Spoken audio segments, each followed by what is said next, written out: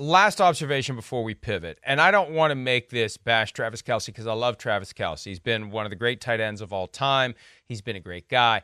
But this is more about praising Patrick Mahomes because we look at how Kelce has hit this fame trajectory and become bigger than the game. And is it a distraction? And is he changing? Is he Johnny Big Time now? Hosted Saturday Night Live, all that stuff. Trying to turn the page onto a post-football career where he's in action movies or whatever it is he wants to do.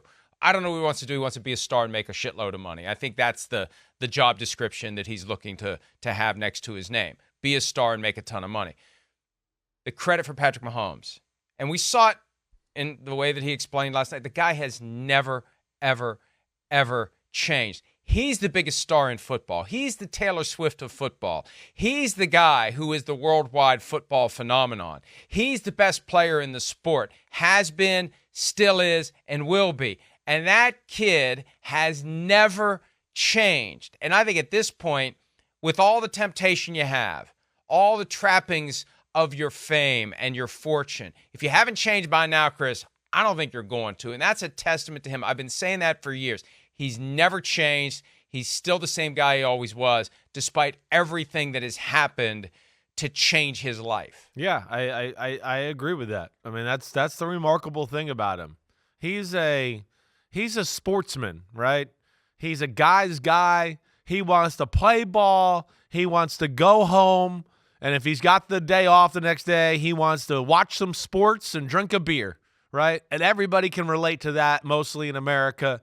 Right, and he's just got this way about him of, yeah, he's serious and mature and does all the things right way professionally, but has a, enjoyment like of a kid still, as far as his way of life, the way he loves the game, and that's great. And listen, I don't think Travis Kelce's changed. I'm not ready to go there yet. I think he likes a girl, maybe loves. I'll throw the word out there. Either way, he's very smitten by her, and that's led him to live a little bit of a different life because he wants to meet up with her. He likes her. I don't think he's changed. He's always kind of been big time, cool, fashion. This is who he is. I just think there's a little more of a spotlight on him now because he's dating the most famous woman in the whole world. But I think it's everything. This was. But all I hope it's not going that way. To before. your point, I hope it's not going to change. But right. it was. Yeah. But look, and again, I don't want to bash him here. But it was happening before. There were the articles in Vanity Fair or GQ or wherever where he talked about his aspirations, and it's clear he wants to be in that world. And you don't date a Taylor Swift unless you're in that world. This isn't somebody you met at the grocery store, for crying out loud. You're in a upper stratosphere. That's what I mean, though. He was in that world already. That's all I was saying. I know. Yeah.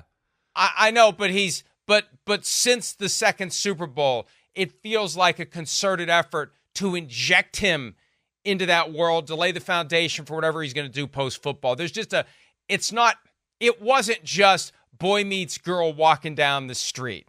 There's an element of, I'm in this world now, so that's the pool from which I'm going to find the person I might spontaneously fall in love with. This is who I'm looking at now. This is the cut, right? Not just whoever, but somebody from, the upper echelon of stars. Look, and that's what he's trying to and I don't fault the guy. I'm a capitalist. He knows he's not going to play forever. He's trying to parlay his fame into this. But the point is, if you aren't taking care of what brought you here, it's fine to have greater aspirations. I got no problem with that. But if you aren't taking care of what got you here and you're trying to pursue these bigger aspirations, it just makes it a little more obvious when you're fumbling the ball, when you're dropping the ball, and everyone's watching. You want that attention, that's great, but you can't have that attention on your own terms. I say that all the time. Hey, everybody look at me. What the hell are you looking at? Yeah. They're looking at you even more than ever, and that puts even more pressure on you to deliver, and you got to be able to deliver. And he'll come back and have 8 catches for 143 yards and 2 touchdowns against the Raiders, and it'll be forgotten. And then Sunday Night Football, when he gets his next big moment, he'll have another big game. But it's something he's got to deal with now, because last night he was part of the reason why the Chiefs lost that game, picked up their 3rd loss of the year, And now, when they lost at home to the Lions, couldn't blame him. He didn't play. This one he played in. This one he should have been and could have been the difference in. He had the opportunities. Hi, it's Mike Florio. Thanks for watching PFT on YouTube. Hit subscribe for the latest news and analysis from Pro Football Talk.